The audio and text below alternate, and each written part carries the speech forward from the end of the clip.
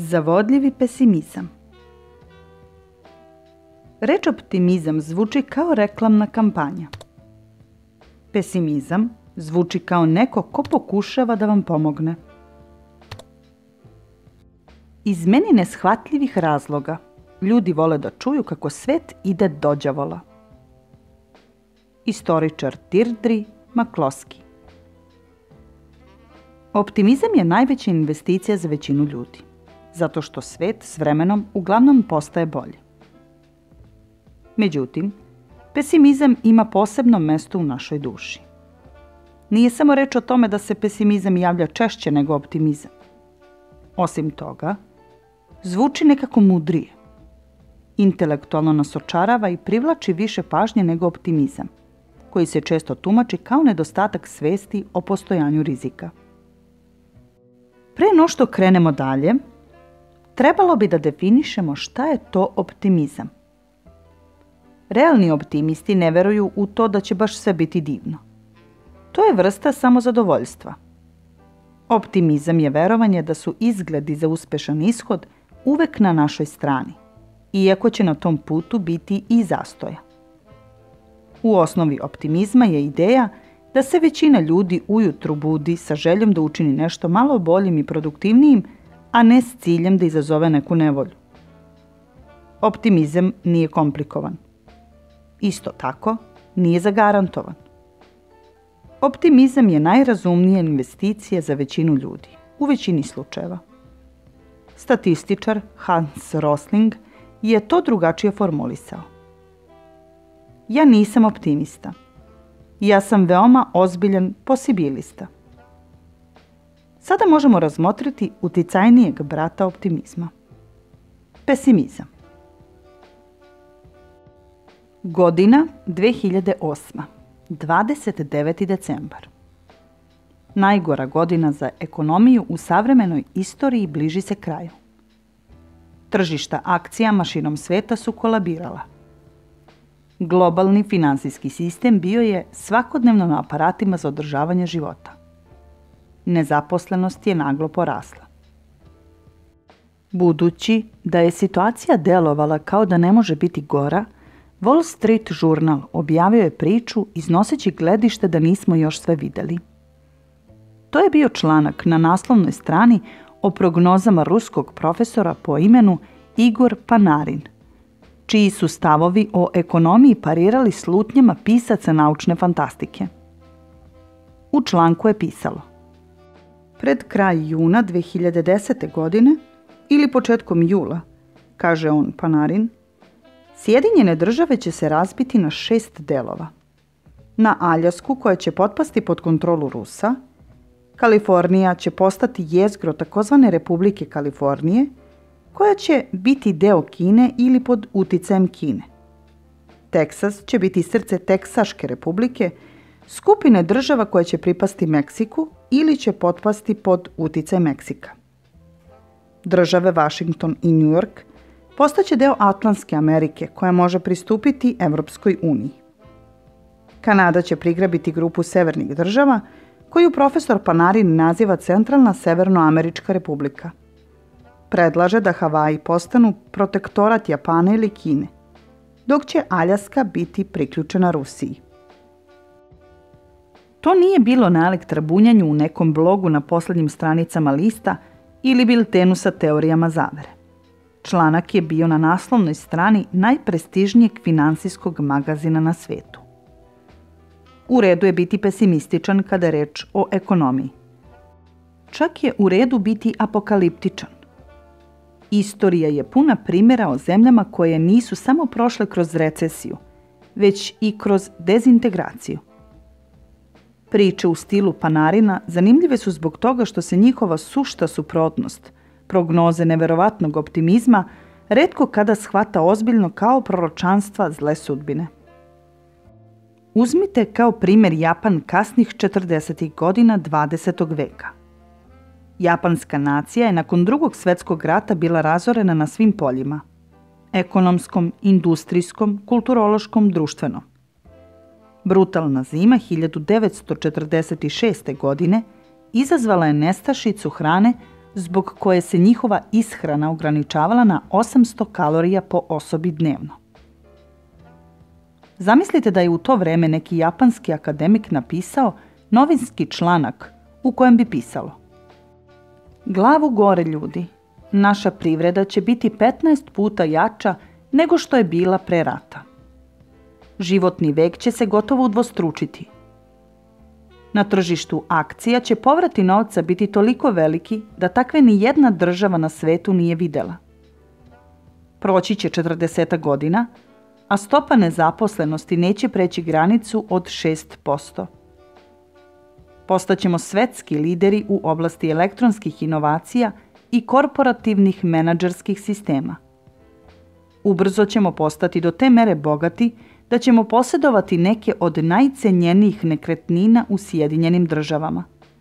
Uzgred, Amerikanci će biti naši najbliži saradnici i trudit će se da oponašaju naše ideje u oblasti ekonomije. Bio bi po kratkom postupku ismijen i zamoljen da ode na psihološku procenu. Imajte na umu da je opis iz prethodnog pasusa ono što se jednoj generaciji zaista dogodilo u Japanu nakon rata. Međutim, druga strana ogledala, suprotno od Panarina, deluje apsurdno, kao što na neki način deluje prognoziranje zle sudbine. Pesimizam jednostavno zvuči pametnije i vjerodostojnije od optimizma. Kada kažete nekome da će sve biti savršeno, on će verovatno slegnuti ramenima ili će vas skeptično pogledati. Recite nekome da ste u opasnosti i dobit ćete njegovu nepodeljenu pažnju. Ako mi neko pametan kaže da ima izbor deonice koje će vredeti 10 puta više sljedeće godine, smesta ću ga otpisati zato što priča gomilu besmislica. Ukoliko mi neko ko priča gomilu besmislica kaže da će cene akcija koje posjedujem naglo pasti kao posljedica neke računovodstvene prevare, ostavit ću svoje obaveze po strani i slušati svaku njegovu reč. Ako pretpostavimo da očekujemo veliku recesiju, predstavnici štampe će vas odmah kontaktirati. Ako idemo putem prosječnog ekonomskog rasta, nikoga neće biti briga. Ili, ako se približavamo periodu velike krize, odmah ćete gostovati na TV-u. Međutim, ukoliko spomenete da nam slede lepa vremena, da će se tržišta proširiti ili da neka kompanija ima ogroman potencijal, gledaoci i komentatori će reagovati na vašu priču kao da slušaju nekog trgovačkog putnika ili osobu koja je komično nesvesna rizika. Investicioni bilteni prate tu situaciju godinama, a danas pesimizam propagiraju zloslutni proroci koji su takvi bez obzira na to što žive u sredini u kojoj se vrednost akcija na tržištu u prošlom veku povećala 17.000 puta, uključujući i dividende. To isto tako važi i izvan oblasti financija. Matt Ridley je u svojoj knjizi Rational Optimist napisao: neprestani odjeci pesimizma uglavnom prigušuju pesme koje slave trijumf. Ako kažete da svet biva bolji, mogu vas na kraju prozvati naivnim i neobazrivim. Ukoliko kažete da će svet neprestano bivati sve bolji i bolji, smatrat će vas besramno ludim. Ako pak kažete da je katastrofa neizbežna, možete očekivati da ćete dobiti MacArthurovu nagradu, a možda čak i Nobelovu nagradu za mir. Kao zreo čovek, uvideo sam da su se promenili popularni razlozi za pesimizam, ali je pesimizam u to vreme bio konstantan. Sve grupe ljudi kojima sam postavio to pitanje rekle su da je savremeni svet nasilniji, strašniji i beznadežniji, ukratko dramatičniji. I sasvim su u pravu. Napisao je Hans Rosling u svojoj knjizi Factfulness. Kada shvatite koliko čovečanstvo može da napreduje u svemu, od ekonomskog rasta do medicinskih otkrića, od prihoda od akcija do socijalne jednakosti, pomislit ćete kako je optimizam zastupljeniji od pesimizma. Ali nije tako. Intelektualna aura pesimizma poznata je vekovima. John Stuart Mill je 1840. godine napisao: Primetio sam da se veliki broj ljudi ne divi mudrosti čoveka koji se nada kada drugi očajavaju, već čoveku koji očajava kada se drugi nadaju. Postavlja se pitanje zašto je to tako i kako to utiče na način na koji razmišljamo o novcu. Ponovit ću već iznetu pretpostavku da niko nije lud. Ima opravdanih razloga zbog kojih je pesimizam privlačan u svetu finansija. On nam jednostavno pomaže da ne odemo predaleko sa očekivanjima. Pesimizam je delimično instinktivan i neizbežan. Kahneman kaže da je asimetrična averzija prema gubitku evolucionarni štit. Napisao je: Kada se direktno uporede ili izmere, gubici se čine većim od dobitaka. Ta asimetrija između moći pozitivnih i negativnih očekivanja ili iskustava zapisana je u istoriji evolucije. Organizmi koji smatraju pretnje urgentnijim od mogućnosti imaju bolje izglede da prežive i da se razmnožavaju. Međutim, nekoliko drugih faktora čine pesimizam prijemčivijim, uobičajenim, ali i ubedljivijim od optimizma. Prvi je da je novac sve prisutan, te ako se događa nešto loše, to obično utiče na sve i skreće pažnju svima. To nije tačno kada je reč, na primjer, o vremenu. Uragan koji se obrušava na Floridu ne predstavlja opasnost za 92% Amerikanaca. Međutim, recesija koja se obrušava na ekonomiju može uticati baš na svakog pojedinca, uključujući i vas. I zato obratite pažnju. To važi za oblasti koje su specifične, kao što je tržište akcijama. Više od polovine domaćinstava u Americi posjeduje akcije. Čak i među onima koji ih ne posjeduju, obrti na berzama se tako snažno promovišu u medijima da je i u tim domaćinstvima indeks Dow Jones Industrial Average možda najviše praćen ekonomski barometar. Akcije koje rastu 1% obično se kratko spomenu u večernjim vestima. Međutim, pad akcija od 1% bit će istaknut podebljanim velikim slovima, obično napisanim bojom crvenom kao krv. Takvu asimetriju teško je izbeći. Iako ima veoma malo pitanja ili pokušaja da se objasni zbog čega vrednosti akcija na tržištu rastu, zar nije logično da će rasti? Gotovo uvek ima pokušaja da se objasni zašto akcije na tržištu padaju. Da li investitori brinu o ekonomskom rastu? Da li su federalne rezerve ponovo zabrljale? Da li političari donose loše odluke? Da li će nam se dogoditi još nešto loše? O razlozima zbog kojih se dogodio neki krah ili pogoršanje situacije lakše je pričati, lakše je brinuti zbog njih. Ti razlozi obično podstiču predviđanje o tome šta će se sljedeće dogoditi. Čak i ako ne posjedujete akcije, takve teme će okupirati vašu pažnju. Samo 2,5% Amerikanaca posjedovalo je akcije uoči velikog pada tržišta koji se dogodio 1929. godine i koji je zapalio varnice pred početak velike krize. Međutim, većina Amerikanaca, ako ne i čitav svet, posmatrala je zaprepašćeno kako se tržište urušava, pitajući se da li je krah simbol njihove sudbine. To je važilo za sve, kako za advokate i farmere, tako i za automehaničare.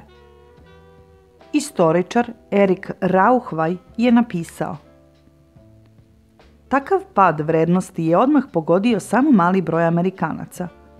Međutim, i drugi su toliko pomno pratili tržište, tumačeći njegov pad kao pokazatelj vlastite sudbine, da su iznenada prestali sa većinom svojih ekonomskih aktivnosti. Ekonomista Josef Schumpeter kasnije je napisao: Ljudi su osjećali kako im tlo pod nogama izmiče. Dva faktora će uticati na vaš život, bilo da ste zainteresovani za njih ili ne. To su novac i zdravlje. Dok su zdravstveni problemi individualni, novčani su sistemski. U globalno povezanom svetu u kome odluke jedne osobe mogu uticati na sve druge, razumljivo je zbog čega se finansijski rizici nalaze pod reflektorima i privlače pažnju na način na koji samo mali broj drugih tema to može. Drugi faktor je taj što pesimisti često procenjuju trenutne tendencije na tržištu, ne računajući na to da se tržišta prilagođavaju. Godine 2008. ekolog Lester Brown je napisao: do 2030. godine Kini će biti potrebno 98 miliona barela nafte dnevno. U svetu se trenutno proizvodi 85 miliona barela dnevno i moguće je da se nikada neće proizvesti više od toga. Takva je situacija sa svetskim rezervama nafte. Brown je u pravu. Po takvom scenariju svet će ostati bez nafte. Međutim, tržišta ne funkcionišu na taj način. U ekonomiji postoji jedan gvozdeni zakon. Ekstremno dobre i ekstremno loše okolnosti retko kada ostaju takve dugo, zato što se ponuda i potražnja prilagođavaju načinima koji su teško predvidljivi. Pogledajte šta se dogodilo sa naftom neposredno nakon Brownove prognoze. Cene nafte, koje su 2008. godine naglo skočile zbog sve veće globalne potražnje, uglavnom iz Kine, bile su previsoke u odnosu na potencijalnu proizvodnju. Barel nafte koji se 2001. godine prodavao za $20, 2008. godine prodavao se za $138. Ta nova cena značila je da je crpljenje nafte iz zemlje bilo kao izvlačenje zlata. Podsticaji za proizvođače nafte drastično su se promenili. Zalihe nafte do kojih je bilo teško doći i koje nisu bile vredne borbe po ceni od $20 po barelu, budući da su troškovi naftnih bušotina prevazilazili cenu po kojoj se nafta prodavala, postale su rudnik zlata, u vreme kada ste mogli da je prodajete za $138 po barelu. To je izazvalo pojavu novih tehnologija i frakturiranja i horizontalnog bušenja. Na zemlji je, grubo rečeno, ista količina naftnih rezervi od kad je sveta i veka. Neko vreme smo znali gde se nalaze velike zalihe nafte. Ono što se promenilo je tehnologija koju imamo, koja nam omogućuje da iz zemlje izvučemo ekonomsku korist. Daniel Yergin, koji se bavio istorijom nafte, napisao je: u Sjedinjenim državama 86% naftnih rezervi nisu rezultat procena u vreme njihovog pronalaska, već revizije do kojih je došlo kada smo unapredili tehnologije. Evo šta se dogodilo kada je 2008. godine počeo da se koristi proces frakturiranja. Samo u Sjedinjenim državama proizvodnja nafte se povećala od otprilike 5 miliona barela dnevno u 2018. godini do 13 miliona dnevno do 2019. godine. Svetska proizvodnja nafte danas iznosi preko 100 miliona barela dnevno, nekih 20% više od onoga što je Brown smatrao gornjom granicom. Za jednog pesimistu koji je analizirao trendove u naftnoj industriji u 2018. godini, situacija je, naravno, delovala loše. Za realističnog čoveka, koji je shvatio da je potreba majka svih izuma, ona se činila daleko manje strašnom. Lako je predvideti da će nešto što je ružno i ostati ružno. Ta pretpostavka je ubedljiva zato što ne zahteva od nas da zamišljamo kako će se svet menjati. Međutim, problemi se koriguju, a ljudi prilagođavaju. Pretnje istovremeno podstiču i rešenja. To je opšte poznato mesto u istoriji ekonomije. koje pesimisti koji razmišljaju pravolinijski lako zaboravljaju. Treća istina je da do napretka dolazi isuviše sporo da bismo to primetili, ali se zastoji događaju previše brzo da bismo ih zanemarili. Mnogo je tragedija koje su se dogodile preko noći. Čuda koja se događaju preko noći su retka.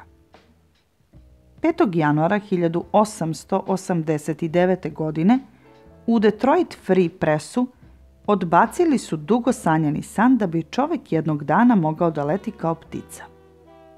Novine su pisale da se let avionom čini nemogućim. Težina jedne letilice sa neophodnim gorivom i inženjerom ne bi mogla biti manja od 150 do 200 kg, ali to je donja granična vrednost. Najveća težina sa kojom bi jedna životinja mogla da poleti ne iznosi više od 25 kg. Tu granicu odredila je priroda i uz najveće napore i trud ta granica ne može da se pređe. 6 mjeseci kasnije Orville Wright ispisao se iz srednje škole kako bi pomogao svom bratu Wilburu, koji je u šupi iza kuće pokušavao da napravi štamparsku presu. To je bio prvi zajednički izum braće Wright, ali ne i posljednji. Kada biste morali da sastavite spisak najvažnijih izuma 20. veka, avion bi u najmanju ruku bio među prvih 5, ako ne i prvi na listi. Avion je promenio sve. Započeo je svetske ratove i okončao ih. Povezao je delove sveta, premošćujući jaz između gradova i sela, okeana i država. Međutim, priča o pokušajima braće Wright da naprave prvi avion dobila je iznenađujući obrt. Kada su uspešno realizovali prvi let, kao da niko to nije ni primetio, kao da nikoga to nije zanimalo. U svojoj knjizi o istoriji Amerike, koja je objavljena 1952. godine, Frederick Lewis Allen je napisao: prošlo je nekoliko godina pre no što je javnost shvatila šta su braća Wright radila. Narod je bio tako ubeđen u to da je let avionom nemoguć, da je većina njih, koja ih je vidjela 1905. godine kako lete avionom iznad Daytona u Ohaju, zaključila da je to što su vidjeli sigurno neki trik bez ikakvog značaja. Nešto što bi većina u današnje vreme smatrala demonstracijom telepatije. Tek u maju 1908. godine, skoro 4,5 godine nakon prvog leta Wrightovih, mediji su poslali iskusne reportere da posmatraju šta to braća Wright rade. Iskusni urednici su poverovali u verodostojnost uzbudljivih reportaža, a svet je napokon probudila činjenica da je prvi let čoveka uspešno realizovan. Čak i nakon što su prihvatili to čudo od aviona, godinama su ga potcenjivali. Isprva su ga smatrali uglavnom vojnim oružjem, potom igračkom za bogataše, kasnije sredstvom za transport malog broja ljudi. U Washington Postu iz 1909. godine pisalo je: nikada neće biti moguć prenos tereta vazdušnim putem. Teret će se i dalje sporo vući preko strpljivih zemaljskih puteva. Prvi teretni avion poleteo je 5 mjeseci kasnije. Uporedite sada to sporo, dugogodišnje buđenje optimističkog stava prema letu avionom i brzinu kojom ljudi obraćaju pažnju na pokretače pesimizma, kao što je korporativno bankrotstvo, ili veliki rat, ili avionska nesreća. Neka od prvih zapažanja o avionu braće Wright objavljena su 1908. godine, kada je poručnik Thomas Selfridge poginuo u demonstracionom letu avionom. Razvoj pokreće slaganje vrednosti, za što je uvek potrebno vreme. Destrukciju podstiču pojedine tačke kvara koje mogu da se dogode u sekundi, kao i gubitak samopouzdanja koji može nastupiti u trenutku. Lakše je sastaviti priču o pesimizmu, zato što su elementi priče obično svežiji i novijeg datuma. Optimističan narativ zahteva posmatranje duge sekvence istorije i razvoja, koje ljudi obično zaborave i potrebno im je više truda da te delove sastave. Razmislite o razvoju medicine. Nećete imati neke vajde ako posmatrate samo posljednju godinu. Svaka decenija ponaosob vam neće mnogo više pružiti. Međutim, ako posmatrate najmanje 50 godina, pokazat će vam se nešto što je zaista izvanredno. Na primjer, stopa smrtnosti od srčanih bolesti, prilagođena starosti stanovnika, smanjila se više od 70% od 1960. godine, prema izveštaju Nacionalnog instituta za zdravlje. Umanjena stopa smrtnosti od srčanih bolesti za 70% dovoljno je da se spasu životi 500.000 Amerikanaca godišnje. Zamislite kako se svake godine spasu životi svih stanovnika Atlante. Međutim, budući da se taj razvoj odvija veoma sporo, na njega se obraća manje pažnje nego na brze iznenadne gubitke u terorističkim akcijama, avionskim nesrećama ili prirodnim katastrofama.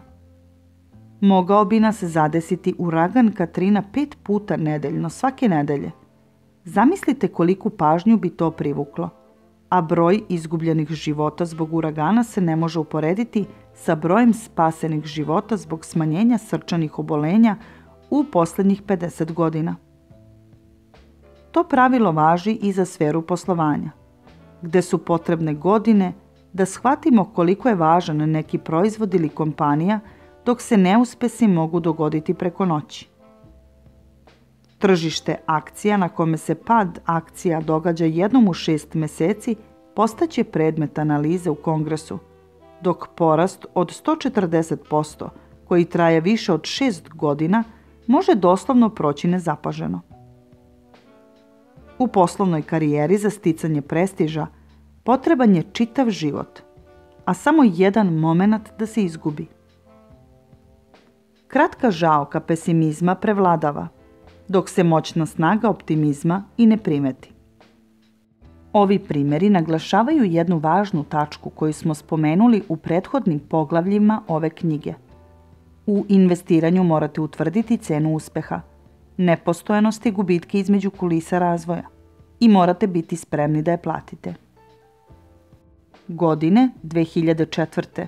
u New York Timesu izašao je intervju sa Stephenom Hawkingom, naučnikom koji je u 21. godini ostao paralizovan i nem zbog neizlečivog oboljenja motornih neurona. Hawking je, koristeći računar, ispričao novinaru koliko je uzbuđen što može da prodaje knjige čitaocima koji su laici u oblasti nauke. Da li ste uvek tako veseli? Upitao ga je novinar Timesa. Moja očekivanja su bila ravna nuli kada sam imao 21 godinu. Sve posle toga smatram bonusom, odgovorio je. Očekivanja da će sve biti divno u najboljem slučaju izazivaju ravnodušnost. Pesimizam umanjuje očekivanja, sužavajući jaz između mogućih ishoda i ishoda zbog kojih se osjećate divno. Možda je to razlog zbog koga je pesimizam tako zavodljiv i privlačan. Očekivanje nepovoljnih ishoda je najbolji način da budete prijatno iznenađeni kada se dogodi nešto sasvim suprotno od toga.